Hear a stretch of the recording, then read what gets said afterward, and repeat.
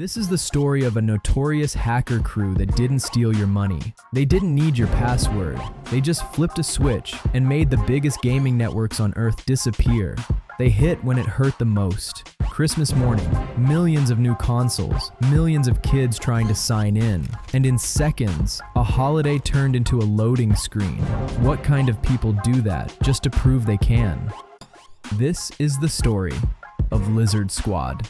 Hands in the air, there's a squad on your forehead. Do as we say or it's a SWAT at your doorstep. Red Theft in a Corvette, crash into your stream. DDoS, Xbox, PlayStation, and Steam. Living the dream, your team probably hate this. Who you think already crack a hack into Craigslist? Redirect pages, we took down... The group calling themselves LizardSquad attacked Sony and Microsoft, closing down online services. Do you not feel guilty that you've taken so much enjoyment of gaming away from more than 100 million people over this Christmas period? I mean, I can't really say I feel bad. Why are you not frightened of getting killed? I'm not really that worried about it, to be honest. For the hackers, it's all just a game. This hacker group didn't just get attention, they went fully viral, pulling in hundreds of thousands of followers and building something even stranger. Literal fans who celebrated every outage like it was a win. They weren't just attacking servers anymore, they were running a spectacle, and the internet couldn't look away. A kid loads in, controller in hand, thumb hovering over the button like it's a launch key. He's been waiting for this moment for months, maybe all year, because this is the day everything is supposed to work perfectly. When the gift finally turns into the memory, then the screen freezes, again and again. He tries another game, restarts the console, checks the Wi-Fi, even swaps controllers like that could possibly fix the internet, but nothing changes except the feeling in his stomach. On the biggest gaming day of the year, the internet doesn't just lag, it dies. And somewhere, someone is laughing because they've learned a sick little truth. If you can flood the right pipes, you can make a modern holiday collapse. This is the story of one of the internet's most infamous hacking groups, a crew that didn't need to steal your money or crack your password to hurt you because all they really had to do was take online away. This is the story of LizardSquad, and the question isn't only what they did in 2014 and 2015, it's how a tiny group chasing attention managed to drag corporations, police, airports, and millions of families into their mess, and what finally happened when the world stopped watching and started investigating. Because like most awful things, it starts small and it starts stupid.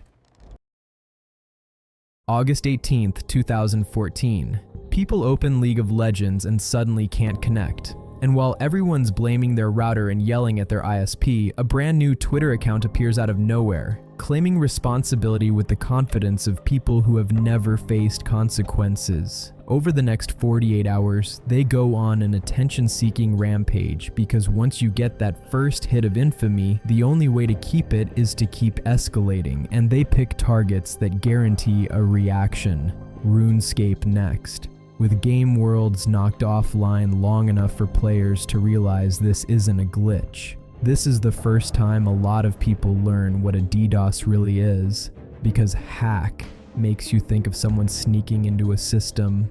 But a DDoS is just violence by volume. It's incoming traffic flooding a service from many different sources until the servers can't breathe, and you can't block one attacker because the attack isn't one person. It's a swarm, and swarms have real victims. Companies lose money, communities lose patience, regular users lose their night. People get threatened and harassed, and yes, you can go to jail for it, which makes the whole thing feel even more surreal when the group is tossing out attacks like they're throwing rocks at streetlights. 6 days after they appear, on August 24th, they tweet a line that's basically a trailer for what they're about to do. Something like putting a bunch of lizards in the pipes on their way to Sony. And you can almost hear the grin behind it, because up until now they've mainly irritated gamers. But PlayStation is where everyone hangs out, and they know exactly what kind of attention that brings. And right as the tweet goes live, millions of people can't connect. Now, it isn't just nerds mad at a game. Now it's normal people, parents, kids, casual players, and the outrage is loud enough that it spills outside gaming circles. Then they do something darker, because LizardSquad doesn't just want disruption, they want headlines. They post an edgy image claiming they're a terrorist group, trying to bait the media into repeating the claim. And John Smedley, the president of Sony Online Entertainment at the time, calls it out publicly, basically begging outlets not to conflate trolls with real terror groups. But that public attention is exactly what LizardSquad feeds on, and Smedley becomes the perfect target because he's visible, he's angry, and he's about to do something very inconvenient for someone being targeted by internet psychopaths. He's about to get on a flight, and then the crew takes things to a disturbing level when a tweet goes out claiming there are explosives on Smedley's plane, and suddenly this isn't funny or online or theoretical anymore. The plane gets diverted and grounded, search for bombs, the full procedure, and everyone watching realizes that you can do real-world damage without ever leaving your bedroom. Caught up with him when he landed. the only thing to do. No idea why these hackers are targeting you or making these threats. Can't really comment, sorry. It had the rapt attention of the FBI and TSA.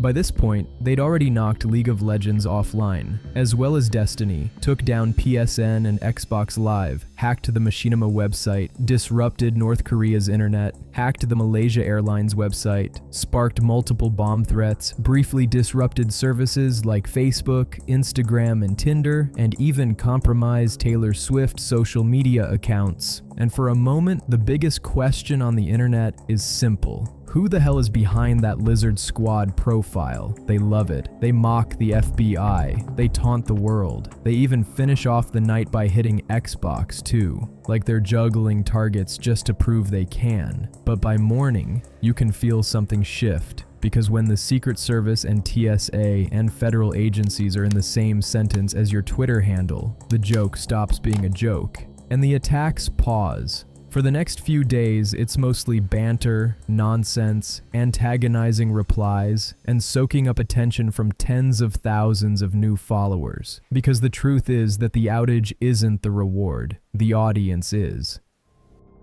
Late August, they jump on Reddit for an Ask Me Anything, soaking up attention and acting untouchable. Days later, they post a dramatic "We quit" statement and claim they're disbanding. And for a moment, it looks like the story's over.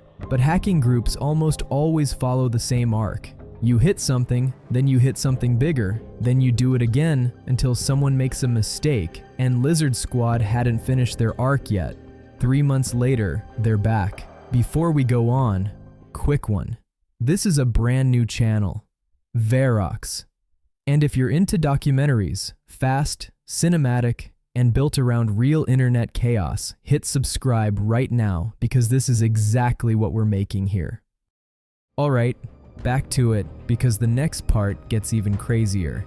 December 1st, 2014. They're back, and because their original account got suspended, they need a comeback big enough to rebuild the myth. So they start the day with a threat to Microsoft, and 8 minutes later, Xbox Live is down. Then they tweet the line that makes everyone's stomach drop. Just some preparation for Christmas, a small dose of what's to come. That one sentence does what their attacks are designed to do. It gives the media a date, gives the audience a reason to panic early, and gives the group a countdown they can monetize with attention. By the end of the day, they've rebuilt a massive following, and they keep stacking stunts. They hit Machinima, they deface sites, and they land on Drama Alert, where they get handed the most dangerous thing you can give attention-driven trolls, a platform. What is up, Drama Alert Nation? We are here with LizardSquad. We're here with Plague, Jordy, and Chief. explain to me how you got into a battle with Machinima. Well, during a recent statement made by Bruce Green of Inside Gaming, I guess it's like a Machinima sub-series, he stated that LizardSquad's recent gifts to Microsoft were purely coincidental and that, you know, there was really no upfront planning to anything, and maybe it was just a coincidence. They were trying to discredit you from these DDoS attacks. So last night on Twitter, you guys announced that you took over the Machinima website. Is this true? Yeah, like about, you know, less than 24 hours later, I was sitting inside Machinima's registrar accounts for their domain, machinima.com, and we redirected that to a pastebin proclaiming our Lizard's victory. People criticize it because the logic is obvious. If you give them coverage, you motivate them to keep escalating, and the numbers prove it when their follower count explodes. At the same time, December turns into a messy season of repeated outages and constant posting, because LizardSquad isn't just attacking services, they're live tweeting the spectacle, and the internet keeps rewarding them for it. Then a new character enters the story, Finest Squad, a group that markets itself as the hero, the white hat-ish counterforce that's here to save Christmas from the lizards, and for a moment, it almost works. On December 11th, the new LizardSquad Twitter account gets suspended, Finest Squad claims responsibility, and Keemstar brings members of both groups on to argue publicly about whether Xbox Live is going down on Christmas. Like this is some kind of sports rivalry and not a threat hanging over millions of people. Why are you and your group attacking LizardSquad? Because there's no reason why gamers should pay the consequences of immature kids that feel the need of DDoS. I have a question for you, Jordy, real quick. All right, we're talking about Christmas, right? Everyone knows LizardSquad for the DDoSing, and the most popular thing that you guys have been putting out there is that Xbox Live is going to go down on Christmas. Is that still the case? Possibly. Mid-December becomes a hacker drama soap opera where accounts get banned, new accounts pop up, and both sides start doxing each other, posting names, phone numbers, addresses, and half of it is wrong, which is how you get innocent people dragged into hell for no reason, like the elderly woman who reportedly got hundreds of threatening calls because the internet decided she was part of a hacker war. But drama doesn't stop an arc. Christmas is still coming, and LizardSquad still wants the biggest stage. Then it got even stranger, and way bigger than gaming.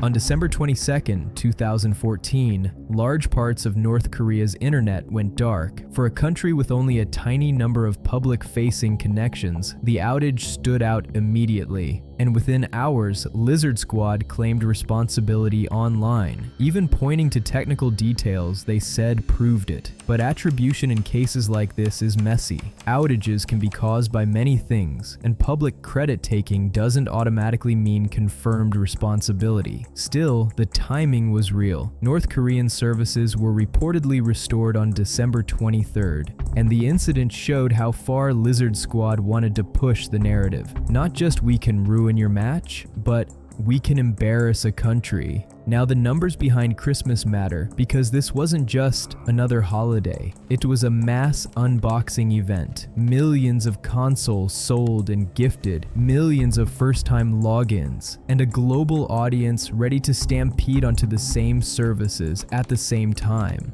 And throughout the night, a quiet hacker war is raging behind the scenes because LizardSquad tries to get a head start by hitting Xbox and PlayStation, only for the outages to last minutes at a time, while Finest Squad claims they're counter DDoSing and stopping attacks in real time, which makes people hope, maybe, just maybe, someone can actually keep the lizards at bay. LizardSquad backs off for the night, but not without a threat, basically promising they'll prove Finest Squad is incapable tomorrow. And now, everyone wakes up to the same question: who wins, the trolls or the heroes? Christmas morning answers it brutally.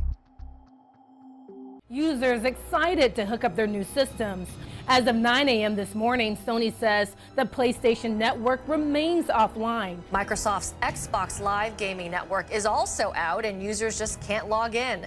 And there's no indication when service will resume. A group of hackers calling themselves LizardSquad are claiming responsibility via Twitter. As of the morning, PlayStation Network is still offline, Xbox Live is out, and people can't log in, while LizardSquad claims responsibility and Finest Squad scrambles for credibility. At one point, Finest Squad even asks for donations to keep fighting, which triggers speculation that either they're opportunists cashing out, or this whole rival group angle was always part of the same circus. Meanwhile, sustained attacks keep services offline for hours, and the real victims aren't corporations in boardrooms. They're families in living rooms, kids sitting in front of a TV with a new console that can't do what it was bought to do. And that brings us back to our opening image, because for a moment, the modern idea of always online collapses under a flood. Then, a new character appears like a plot twist from the internet itself. Kim.com, rich, controversial, loud, slides into their DMs and offers a deal, and it's absurd in the way only the internet can be absurd. Thousands of premium membership vouchers for his cloud service, worth a huge amount on paper, in exchange for stopping the attacks.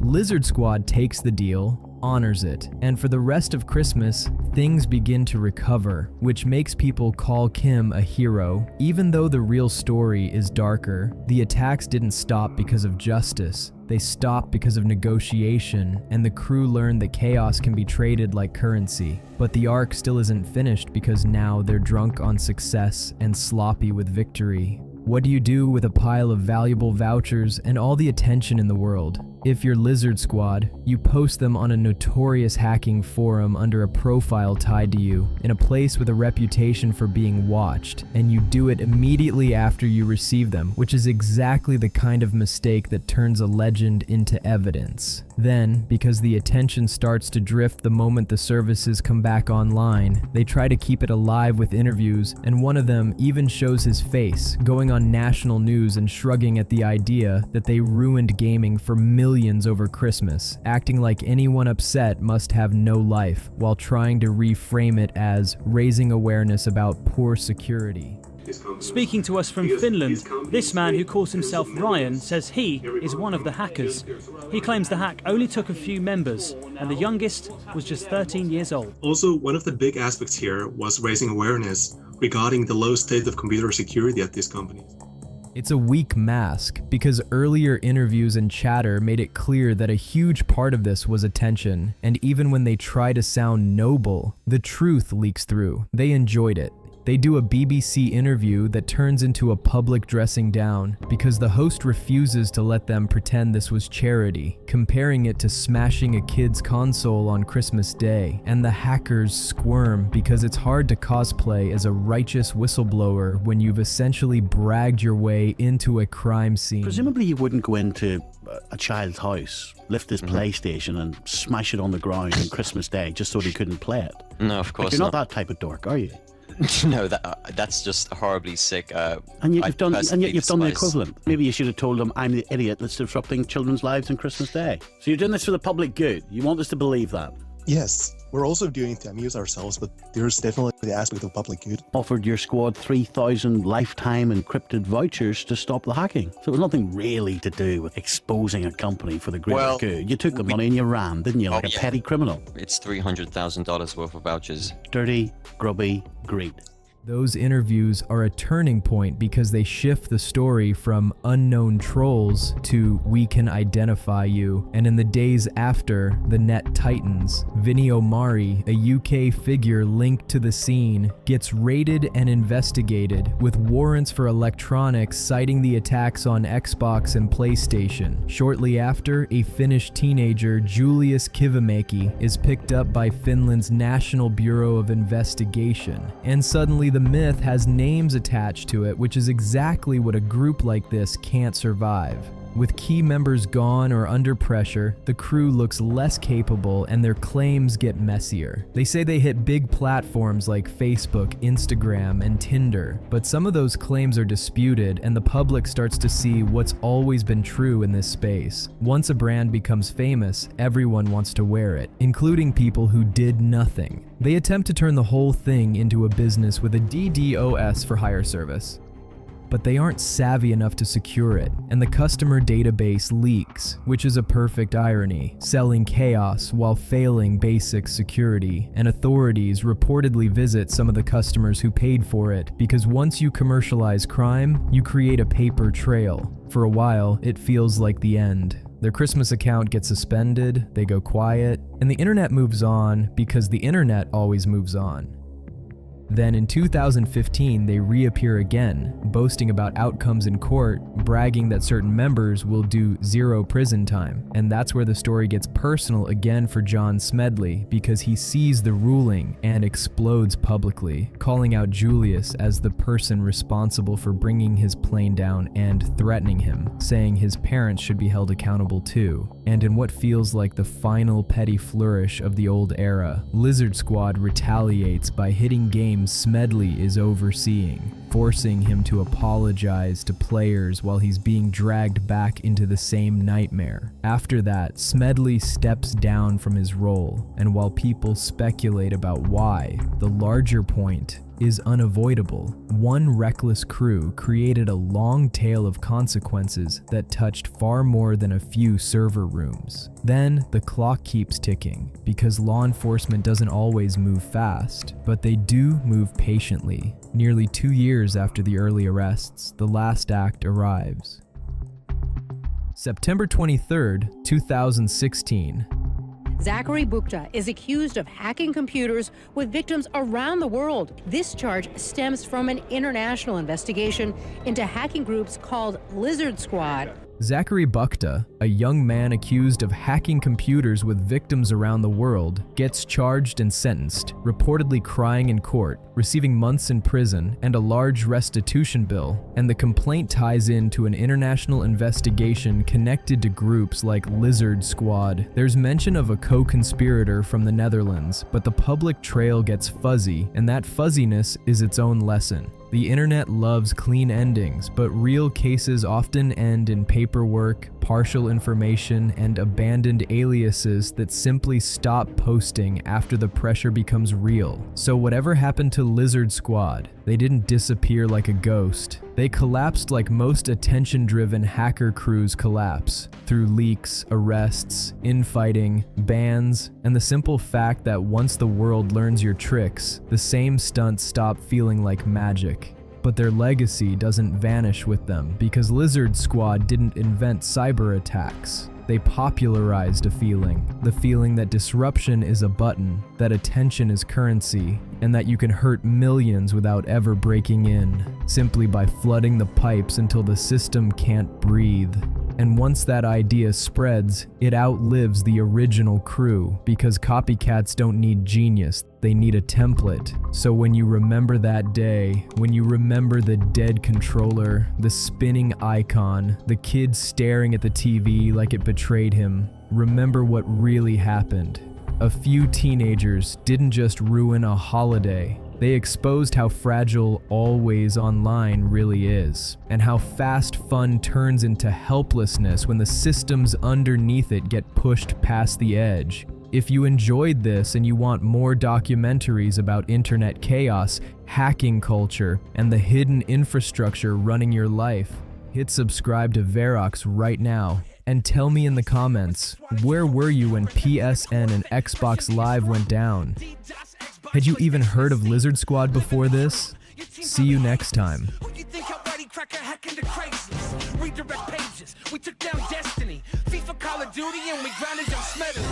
That's the recipe, our squad is the nicest. Affiliate with ISIS, probably on a no-fly list. Fuck a virus, control game over Zeus. Feds took it down, we built one bigger in use, and that's the truth. You better believe, bro, we some wild boys. We hack Steve-O, hack Lil B, yo, and squad we trust. All of your base